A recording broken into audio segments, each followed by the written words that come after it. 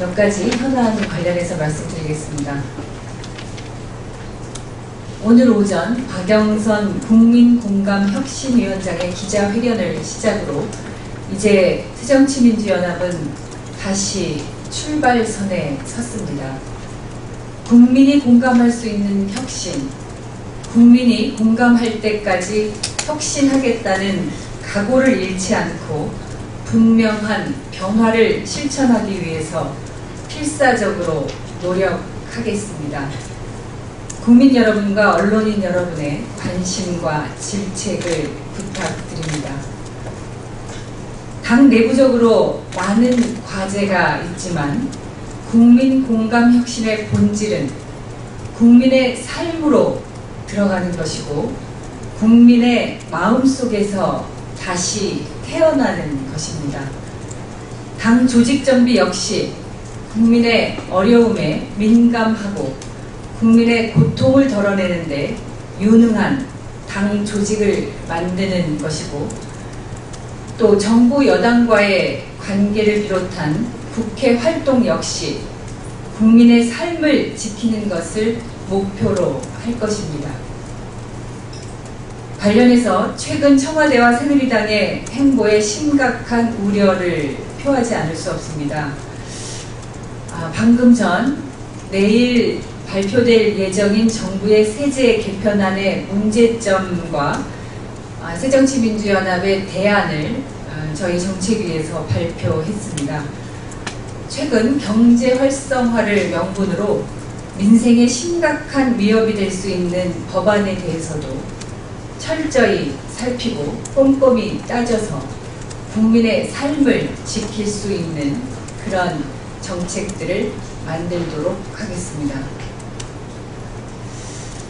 오늘 대통령께서 국무회의에서 여러 말씀을 하시면서도 세월호 진상과 책임 규명 그리고 대통령 회동에서 약속한 바 있는 특별법에 대해서는 단 한마디도 하지 않은 것은 매우 유감스럽습니다. 심지어 오늘 새누리당에서는 세월호 정국에서 탈출해야 한다는 의견까지 나온 것으로 보도되고 있습니다.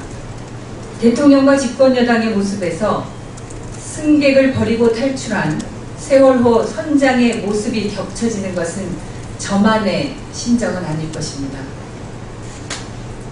그간 정부 여당은 진실을 덮기 위해서 가능한 모든 방법을 다 동원해 왔습니다.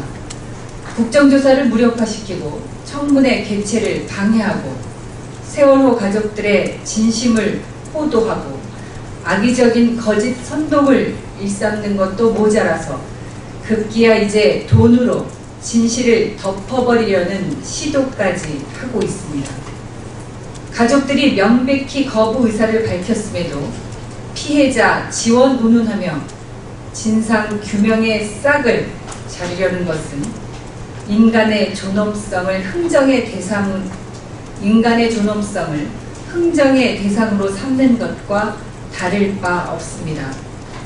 특히 새누리당이 세월호 특별법과 국정조사 청문회 관련해서 기존 입장을 단 한치도 양보하지 않으면서 마치 야당 때문에 일정이 늦춰지고 있는 것처럼 청문회 개최 등을 촉구하고 있는 것은 명백하게 국민을 기망하는 것입니다.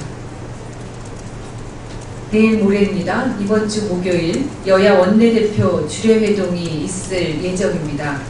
새누리당이 성역 없는 수사로 진실을 규명하겠다는 그 약속, 청문회 증인은 여야가 요구하는 증인에 대해서는 간사간 협의를 거쳐 반드시 채택한다. 이때 협의는 합의가 아니다 라고 했던 그 약속만 지키면 된다는 것을 다시 한번 강조합니다.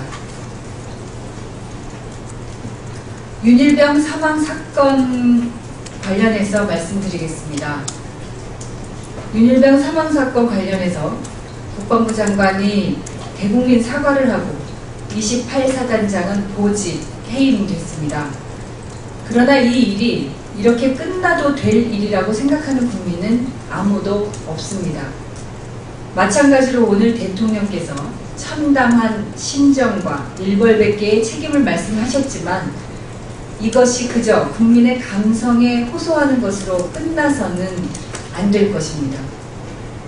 국가로부터 보호받지 못한 국민의 생명, 지휘부의 은폐 축소 의혹 등 윤일병 사망 사건은 여러모로 세월호 참사와 닮아 있다는 점에서 국민의 충격과 분노가 더 클 수밖에 없습니다.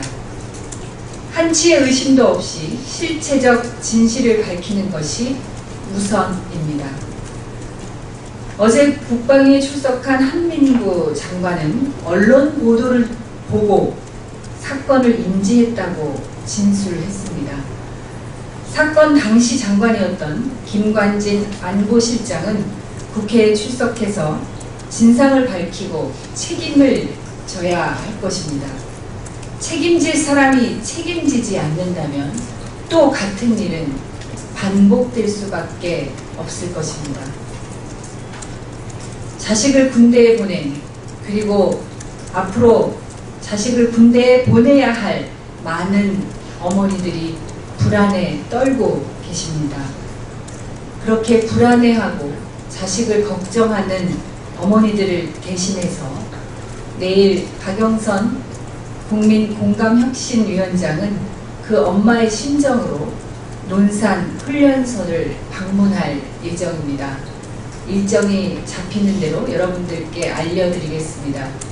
많은 관심 부탁드립니다. 이상입니다.